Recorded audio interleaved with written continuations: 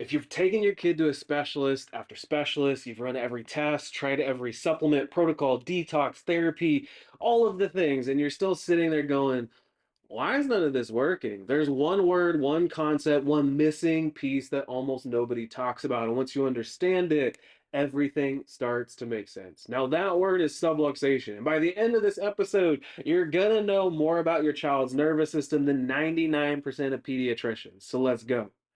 Because in this video, you're going to learn what subluxation actually is, how it affects your child's entire body, how the perfect storm of early life stressors sets the stage for subluxation, why traditional labs and testing and even gut tests might miss what's actually going on, and how the insight scans can find what other tools can't, and really what the path forward looks like with neurologically focused chiropractic care.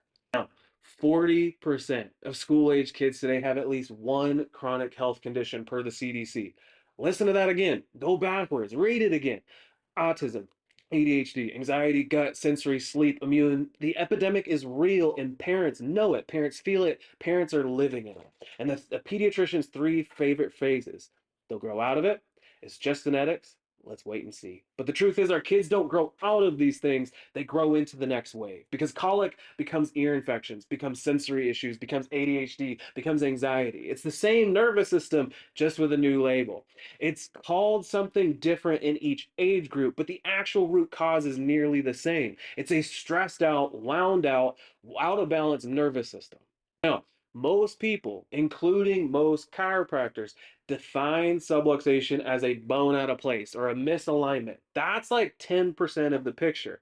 Subluxation is a neurological issue with three layers stacked on top of each other that go deep into the system. So there's a misalignment, a structural shift within the neurospinal system. There's the fixation and restricted motion. So joints losing their ability to move freely, which means they lose proprioception. We're going to talk about that in a minute, and it's everything. And then there's the neurological interference and the imbalance. The brain stops getting clean data, clean input, and starts getting stressed signals instead.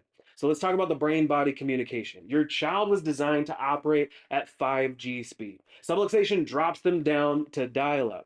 And this happens when we talk about what's called the proprioception nociception switch. So this is where we get advanced, and this is the piece almost nobody teaches parents, because proprioception is your body's GPS. It's the constant stream of input from our joints, our muscles, our ligaments, and the connective tissues telling the brain, hey, this is where our body is in space. Here's how much tone we need. Here's how to coordinate the movement. Here's what's safe. It's the single largest stream of sensory input that the brain receives. More constant than vision, more important than the gut-brain connection, and more foundational than almost anything else. So when subluxation locks down a joint and restricts motion, proprioceptive input drops. And here's the kicker: when proprioception drops, nociception goes up. So nociception is the brain's threat and stress signal input. Pain, irritation, danger, something's wrong here. So it's a seesaw. Less proprioception in, more nociception in. The brain stops getting everything is safe and coordinated signals, and it starts getting alert, alert, alert signals instead. So the translations, your child's brain's being told that every second of every day that the body is under threat, even when it's not.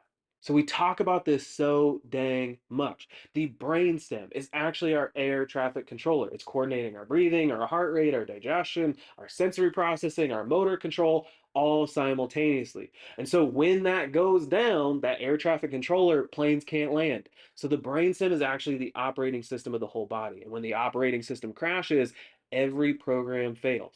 So the upper neck region is loaded with proprioception, and it houses our vagus nerve, which is the wandering protector and the brake pedal of the entire nervous system.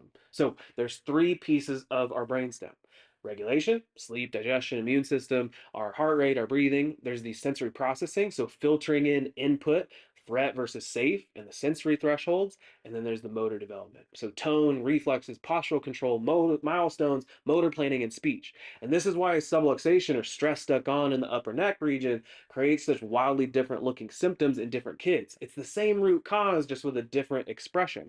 And when our brainstem or that upper neck is subluxated and that vagus nerve is interfered with, the immune system loses its off switch. The stress response loses the brake pedal, and the brain goes blind to what's actually happening within the body. So this is how subluxation happens. We got three stacking layers: prenatal stress, and fetal distress, cortisol crossing the placenta, babies literally soaking and marinating in mom's stress chemistry during the most critical window of neurological development. And it's not blame because most moms have no idea, and your OB definitely doesn't talk about it. It's information. Layer two is the birth trauma and birth intervention. So forceps, vacuums, Pitocin inductions, prolonged pushing, and C-sections after long labor. Even routine deliveries generate enormous mechanical force on the upper neck and the brainstem. You see, the vagus nerve can be damaged before the baby even takes their first breath. So this is the invisible force of the delivery room that most parents have no idea are even a thing. And then layer three is the environmental storm and the toxic overload. You see, genetics don't change that fast.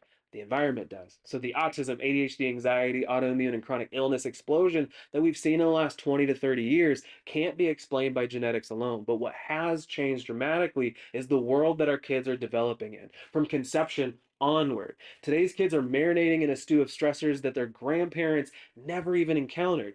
Pesticides and industrial chemicals, heavy metals in our food, our water, and our air, ultra processed food, and a wrecked gut microbiome from antibiotics and toxic exposure, and chronic immune system activation that never gets a break. So we talk about this in the office where we refer to it as a bucket. You see, every kid has a bucket. Stress fills it. And when it overflows, symptoms start to spill out. And we can't always control what pours in, but we can increase capacity and improve the drainage of that bucket. So what does subluxation actually look like in real kids? We see what's called a wound up and worn out pattern that parents recognize instantly. One foot's on the gas, the other foot stuck on the brake. This is what's called dysautonomia. It's the internal chaos and exhaustion at the same time. So what it looks like the body signs of it, colic and reflux, constipation and ear infections, poor sleep, frequent illness, low and high muscle tone, toe walking and clumsiness. Sensory wise, we see them seeking and avoiding, meltdowns, the overload, the brain just can't filter it. And there's some brain based signs too: speech delays and anxiety and focus issues and emotional dysregulation, stimming and tics. We teach parents this stuff all the time is that there's three stages of subluxation, and it's the path to neurological exhaustion. It starts with sympathetic dominance that creates dysregulation that then leads into neurological exhaustion. And this is where we start to see regression setting in. You see, your child's not broken, they're not bad, and they're not defiant. The brain and the nervous system's overwhelmed and overloaded, and their body is running a sprint while you're asking for them to calm down. So, how does this get missed? You see, conventional pediatricians are chasing symptoms. They're checking your height, your weight, basic motor milestones on a checklist, and they put all of the focus on getting you to take all of the vaccines, all the medications, all the antibiotics. Functional medicine is brilliant at looking at the gut microbiome and nutrition and toxins, but there's a gap. You see, the nervous system controls every system that functional medicine is trying to fix. So without addressing the neurological root, you're treating the downstream systems of an upstream problem. Now, functional neurology actually works great on reflexes and brain based rehab. Here's the issue: we have A, subluxation, and B, retained primitive reflexes. You can't fix B before you fix A and expect everything to go smoothly because the nervous system is still so dang overloaded. And I see this so often with my parents is there's a whole spreadsheet where parents arrive with 30 to 40 supplements, spending thousands monthly and still not healing. You're doing all the right things just in the wrong order. Now, this is the missing link, the piece that's hidden in plain sight. You haven't been failing, you've been missing one piece of the puzzle. And once you find it, everything else that you've been doing starts to actually work the way that it was designed to. So we don't guess when it comes to care. We test and we measure. We look deeper beneath the surface. And the insight scans using the three neurological objective measurements, like our neurothermal, which looks at regional dysautonomia and looks at where the body and where the brain is losing its control and coordination.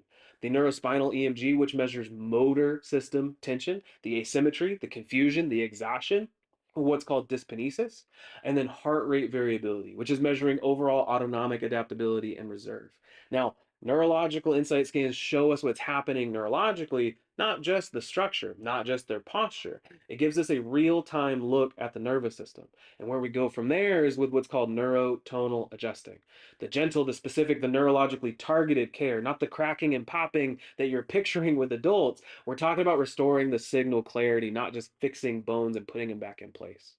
So the thing is, we have to go foundation before function. We get the nervous system regulated first, and then everything else that you've been doing, OT, PT, gut work, nutrition, starts working better. So this is what healing looks like with this multiplier effect. We have the body signs changing first, the brain signs change second. So sleep and digestion, the immune system, the motor, the sensory, the behavior, the speech, the cognition. It's always in that order. It's predictive neurophysiology and predictive neurodevelopmental healing. So this is what I want you to walk away with today. Your child's chronic challenges are not random. They're not just genetic. They're not just how things are. There is a root cause. There is a nervous system explanation, and there is a clearer path. Now, I'm not telling you to throw everything out with the bathwater, right? Everything you're doing has a place, but I'm telling you to put the foundation in place first and then focus obsessively on the sequence or the batting order of interventions, and healing starts to happen in a more predictable and sequential fashion. So, what I want you to do is find a PX docs near you. Get the scans, find out what's actually happening neurologically. You deserve the answers, and your child deserves the foundation. Every single kid counts. Expect miracles, and I'm going to talk to you next week.